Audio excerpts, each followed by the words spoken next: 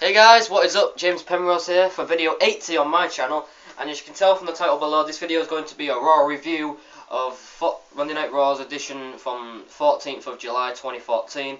Now, when this Raw ended, my immediate thoughts were, you know what, this Raw really was not that good. There was really no good build-up for BattleGround, and you know, the matches were kind of rushed and whatever. But now that I look back on what they had to give and what they were presenting to us, this Raw, actually, I was underrating it at first. To be honest, this Raw actually was pretty good for build-up.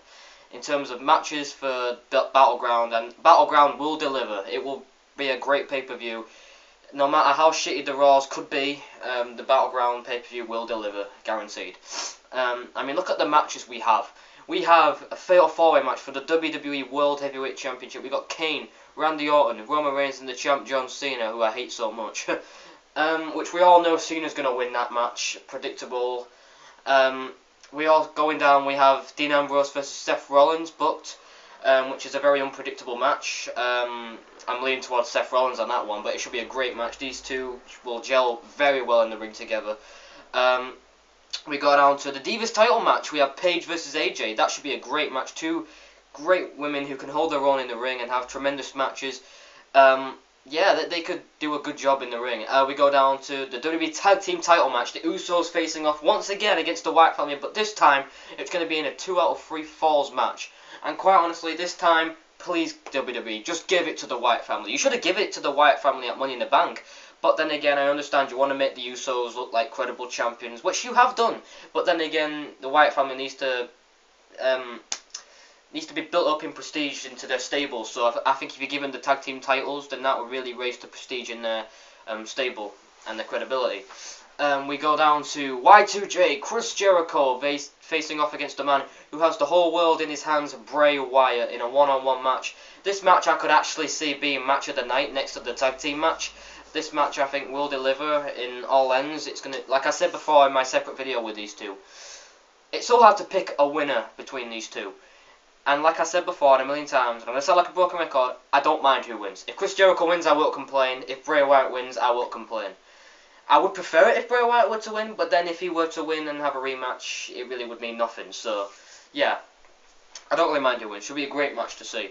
Other matches, we have, it was announced on Monday Night Raw that it's official that they're going to do Jack Swagger versus Rusev. With Jack Swagger versus Rusev, tonight on Raw we saw this promo between, this confrontation between the United States of America and Russia, bringing back a past feud like from the 80s or 50s, you know, the Cold War and stuff like that, and there was two great superpowers going at it. And now, well, they didn't use the Cold War in their promos, but it's something to do with that. And they're going back and forth, and I think this is a great push for Jack Swagger. This is Jack Swagger's best time to be a WWE superstar right now. He's getting pushed against someone who WWE is trying so hard to get over with the crowd, because he's not really getting that big fan reaction as Rusev, but he's a good wrestler. For a guy his size, he can do some great moves. You know, he's got a great athletic ability in the ring. And Jack Swagger's a good wrestler too, so I think these guys could do an okay match. It'll be a decent match. And how you have Lana and not Rusev, but Zeb Coulter that are trying to sell this match by having them the ones that are talking. Jack Swagger isn't really talking much, which I think you could have had Jack Swagger talk a little bit more on the mic, but it's no big deal. You didn't need to have these guys like, well, actually, yeah, you do need to have these physical confrontations because you want to have this build-up. Because Rusev even said on the mic, "This is war. Like this match is going to be war." Which I think, if that's how you're going to promote this match, then have like you should have had like a no holds barred stipulation to it. I know this is not the biggest match of the pay-per-view, but still a stipulation would have been cool. But nonetheless, it should be a good match. Other matches, what else do we have? Oh, the BattleGround Battle Royal for the IC title. We all know that Bad News Barrett has been stripped of the Intercontinental Championship. So it's going to be a Battle Royal with all the superstars, most likely jobbers in the match, but a few good guys that are in there. And in my honestly, there's only 2 people out of like 30 in that Battle Royal that should win. Dolph Ziggler and Cesaro. They're the only 2 guys that deserve to win. Damien Sandow, maybe. Curtis Axel, I don't know.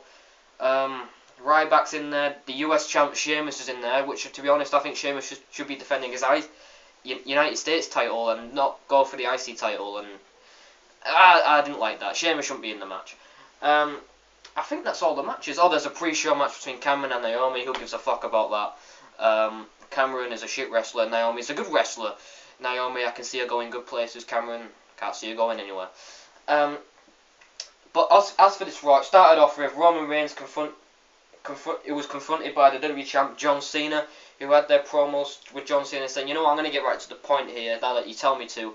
This Sunday we need to make it to BattleGround, basically, and well, it's basically cutting the same old Cena, because before that he came out and he was like, oh, the champ is here, blah blah blah, and whatever, never give up, same old shit, right? Roman Reigns came out to interrupt him, and that's where they had their confrontation. They had the Battle of War Words. Then Dean Ambrose appeared on the Titantron, tried to like get them on the same page, and then backstage with Dean Ambrose was Kane, Randy Orton, and Seth Rollins to attack Dean Ambrose. It was a 3-on-1 assault. But what I found really stupid about that promo and attack was the fact that Roman Reigns and John Cena just stood in the ring and watched it. What the hell was that? So you promote this match all week on social media. It's a 6-man tag match, which probably was a good match. But the fact that Roman Reigns and John Cena just watched the attack go on, and they'll be like, oh, whatever, handicap match, big deal, we don't need that son bitch. What the hell? That was so stupid. Like, why couldn't they have gone to the back and just helped them, you know? I mean, these are two big baby faces right now. Roman Reigns, I believe, is the better one, obviously, but nonetheless, you should have had them save Dean Ambrose or something like that. It turned into a handicap match because of that. That was a bit stupid, but nonetheless, it was a good promo, but other than that stupid part. Yeah, I've got notes on my laptop here. We go down to The Miz surprisingly defeating the United States Champion Sheamus. Match was okay. It was nothing too special. It was decent at best. Miz went over, which I'm happy about because it's an upset victory. And like I said in my previous video, they're trying to revamp the Miz's gimmick with this Hollywood gimmick. You know, saying, oh, this pretty face cannot be hit. If it gets hit, because this is the most important face in the WWE, according to him. And he pulled off the surprise win against Sheamus, and you never know, he might be the one to win the Battle Royal. I mean, he's a I believe he's won the title like 3 or 4 times, I don't know. But it was an okay match. We go down to Dolph Ziggler defeating Fandango. Same here, really. It was a bit of a weird match, to be honest, because match was okay. It was doing a decent flow, and then all of a sudden, Layla and Summer Rae are dancing on the table, and I'm thinking, what the hell? I thought these 2 girls were like enemies or something, but nonetheless, yeah, I believe it was who was it? Yeah, Dolph Ziggler ended up getting the win, which afterwards the girls just came in and danced, and Fandango was just in the corner, not knowing what to do. But nonetheless, it was okay at best. What else we got here? The Wyatt family attacked the Usos, where the Usos came out. They did their entrance, and then all of a sudden, boom! The Wyatt family attacked from behind, which basically just sending a message. You know, we're gonna win the tag titles at BattleGround. Do I see it happening? Well, I want it to happen, but honestly, I don't see it. But it's good build up. It's good build up. Okay, what else we have that happened? Because I didn't watch the whole show. USA and Russia confrontation. I already talked about that, which is still good, by the way. Alberto Del Rio defeated RVD. Good match. I mean, I noticed on this Raw they're trying to build up this BattleGround Battle Royal, which is good because you want to bring prestige into the championship. But nonetheless, Del Rio defeating RVD. Del Rio, I just can't buy him. I just can't not buy him. I don't know what it is. I just can't buy him as a heel or a face. A face, he was decent because he was doing different stuff, but as a heel, he's just boring. But it was a good match, and I think RVD should have won it over. We have a match that I don't give a crap about. Alicia Fox and Cameron defeating Nikki Bella. Don't care. Nikki Bella is just wandering around on her own now. Yeah, I just wish they'd do something a little bit more legit. We go on to Biggie Langston defeating Cesaro. Cesaro, like I said a million times, he is one of the futures of this business. He can have great matches, even if it's with like a big or small guy. He can deliver. He lost, which I would have had Cesaro win, to be honest. But nonetheless, it doesn't matter. It was still a good match at best. Okay. Now we have Chris Jericho being called out by Bray. No, actually, let me rephrase that. Chris Jericho called out Bray Wyatt. It wasn't the other way around. But yeah, Chris Jericho came out and said, you know, I'm back, and all of a sudden he goes on about his accomplishments. And Chris Jericho, he's a god on the mic. Let's put it that way. He's a god on the mic.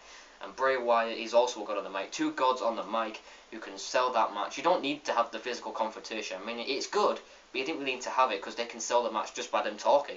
But then the Wyatt family came out to attack Chris Jericho. Bray Wyatt hit the Sister Abigail on him, and that was great build-up. Great build-up. I'm looking forward to the match right there. Now we go down to Divas champion AJ Lee defeating Eva Marie. I don't know why you need to have AJ Lee face even Maria of all people. Why her? You know, I know you need to get her on TV, but for that, nah.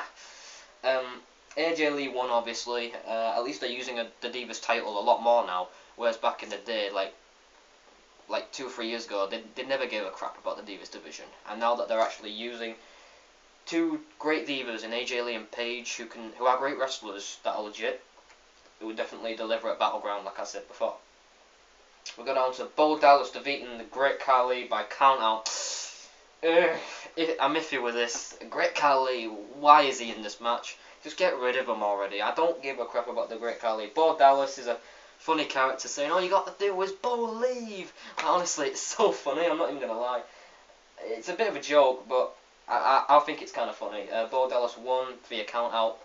Dumb ending. No, I don't like countout endings. And we go on to the main event, handicap match.